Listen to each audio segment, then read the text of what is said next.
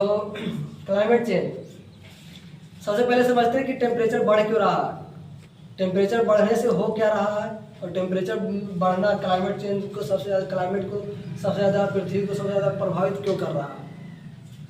तो जब हम लोग जानते हैं कि पृथ्वी जो है इसके चारों तरफ क्या होता है, वायुमंडल होता है। एक वायु का एक परत होता है जो क्या करता है,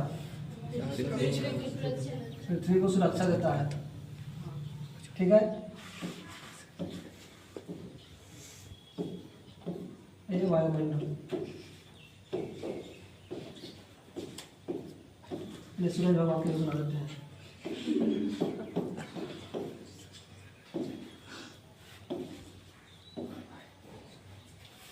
तो देखो होता क्या है, जब सूर्य का प्रकाश पृथ्वी पर आता है तो क्या होता है कि पृथ्वी को पहले नंबर तो गर्म करता है, हीट कर देता है। क्योंकि देखते हो कि जब जैसे जैसे सूर्य भगवान आते हैं, सूर्य मतलब कि सूर्य प्रकट होता है, उसी प्रकार से धीरे धीरे गर्मी बढ़ने लगता है, होता है ना। तो जब सूर्य मतलब कि सूर्य के किरण पृथ्वी पर आता है तो पृथ्वी को पहले गर्म करता है, और जो प्रकाश होता है, जो सूर्य का प्रकाश, वो फिर क्या करता है, वापस लौटने लगता है, इस पृथ्वी पर टकरा के वापस लौट जाता है।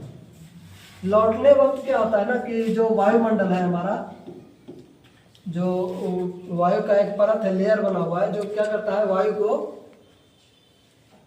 मतलब जो लाइट आ रहा है सूर्य से, उसको वापस जाने से रोकता है। लगभग 30% किरण को रोक लेता है, जो वायुमंडल हमारा है वो 30% किरण को रोक लेता है। अब देखो क्या हुआ,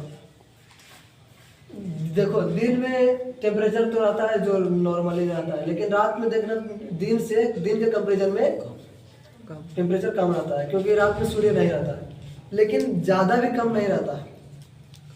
आप देखिएगा कि मरकरी एक ग्रह है, वहाँ पे होता है क्या ना कि दिन में टेम्परेचर पूरा बहुत ज़्यादा हाई हो जाता है, वहाँ पे एकदम बहुत ज़्यादा गर्मी होता है, लेकिन रात में वहाँ पे बर्फ जम जाता है। लेकिन यहाँ पृथ्वी पर तो ऐसा नहीं हो रहा है, पृथ्वी पर तो हम लोग जम नहीं रहे रात में। तो ऐसा क्यों हो रहा है, क्योंकि हमारे चारों तरफ, पृथ्वी की चारों तरफ वायुमंडल है। तो वायुमंडल है तो क्या करता है कि पृथ्वी के जो हीट है, जो उसको क्या करता है, रोक के रखता है। तो रोक के रखने से पृथ्वी का टेम्परेचर जो है संतुलित रहता है दिन और रात में। इसी प्रकार से यहाँ पे जीवन संभव है पृथ्वी पर।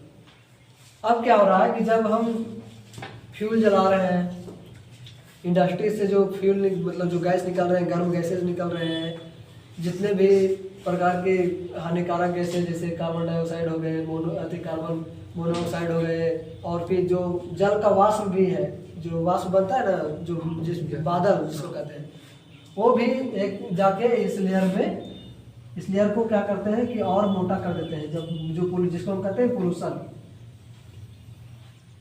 जो पोल्यूशन होता है, पोल्यूशन में जो गैस निकलते हैं, जो हानिकारक गैसेस निकलते हैं, वो जाके इस लेयर को क्या करते हैं और मोटा कर देते हैं।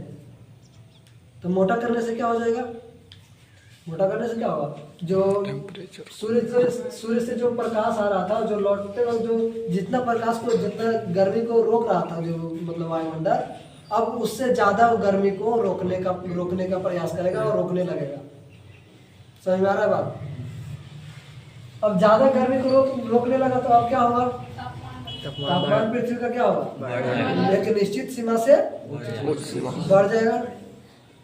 अब जब निश्चित सीमा से टेम्परेचर अब बढ़ गया तो अब क्या होगा। अब सोचो, तुम लोग पढ़े होंगे 9th क्लास में भारत का भौगोलिक संरचना पढ़े हो। चाहे विश्व में भी बहुत जगह पर ग्लेशियर्स होते हैं। ग्लेशियर मतलब समझ लो, बर्फ का चट्टान, बर्फ का पहाड़। तो देखो यहाँ पे भारत है, तो भारत के उत्तर में जितने भी मतलब कि हिमालय पर्वत है, इधर पूरा बर्फ का चट्टान है कि नहीं। तो जो बर्फ की चट्टान है, तो अब क्या होगा कि जब टेम्परेचर बढ़ता है तो क्या होता है, बर्फ का चट्टान पिघलता है। बर्फ का चट्टान जो नॉर्मल टेम्परेचर है उस पर भी पिघलता है, लेकिन उस पर जो पिघलता है टेम्परेचर, वो मतलब कि उसको हैंडल कर लेते हैं हम लोग। क्योंकि जो जितने भी नदियाँ हैं, जितने भी जैसे गंगा नदी, यमुना नदी, ब्रह्मपुत्र नदी, सिंधु नदी, जितने भी नदी जो निकलती है हिमालय पर्वत से, वो सब ग्लेशियर का ही रूप है। ग्लेशियर ही जब पिघलती है तो नदी का रूप लेती है। समझ में आ रहा है? और ग्लेशियर अगर नहीं पिघलेगा तो जो हमारा नदी है वो क्या होगा? सूख जाएगा। तो जब ग्लेशियर पिघलता है तो हमारे नदी का निर्माण होता है। नदी का निर्माण होता है तो क्या होता है? उससे हम लोग फसल उत्पादन कर लेते हैं नदी से। नदी का जल ही तो हम लोग नदी का जल ही तो उपयोग करते हैं फसल उत्पादन में। जैसे आप मोटर करते हैं, मोटर तो आप कम करते हैं, मतलब कि आप ज़्यादा करने लगे हैं क्योंकि नदी में पानी उतना नहीं है। लेकिन जहाँ पे नदी है वहाँ पे तो नदी का ही जल उपयोग होता है फसल उत्पादन के लिए, और उससे फसल उत्पादन कर लिए। अब जब टेम्परेचर बढ़ गया तो अब क्या होगा? ग्लेशियर ज़्यादा पिघलेगा। ज़्यादा पिघलेगा तो उससे क्या होगा? समुद्र मतलब जो नदी का जल है वो और क्या होगा? और बढ़ जाएगा। नदी का जलस्तर बढ़ेगा तो क्या होगा? बाढ़ आएगा।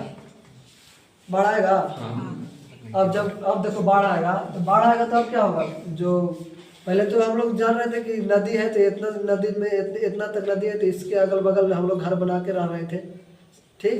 लेकिन अब टेम्परेचर बढ़ गया, तापमान बढ़ गया। अब क्या होगा? टेम्परेचर बढ़ गया तो नदी का जलस्तर भी बढ़ गया, और जलस्तर बढ़ेगा तो आसपास के जो लोग होंगे, आसपास के जो गांव होंगे, उसमें भी पानी जाएगा, पानी घुस जाएगा नदी का पानी। अब उसको बहा लेगा। अब इससे समझ में आ रहा है ना कि बिहार में जो अभी जो गांव बहा है, चाहे पंजाब में अभी जो हाल ही में इसी साल कुछ दिन पहले ही जो पूरा आधा पंजाब से बेसी बह चुका है। तो सब कारण किसी का है? इसी का। उत्तराखंड, अरुणाचल प्रदेश, जम्मू कश्मीर सब में यही स्थिति है। और हम लोग जो मैदानी क्षेत्र में आते हैं, बिहार, उत्तर प्रदेश और बंगाल, सब क्षेत्र बाढ़ ग्रसित क्षेत्र है। यहाँ तक कि जो बोधगया है इस बार उसमें पानी घुसा था।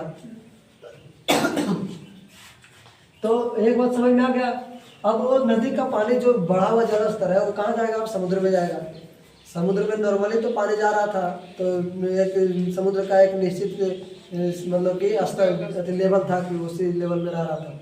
लेकिन जब नदी में पानी बढ़ेगा तो अब समुद्र में का जलस्तर भी बढ़ेगा। तो समुद्र का जलस्तर बढ़ेगा तो समुद्र के जो निकट में रह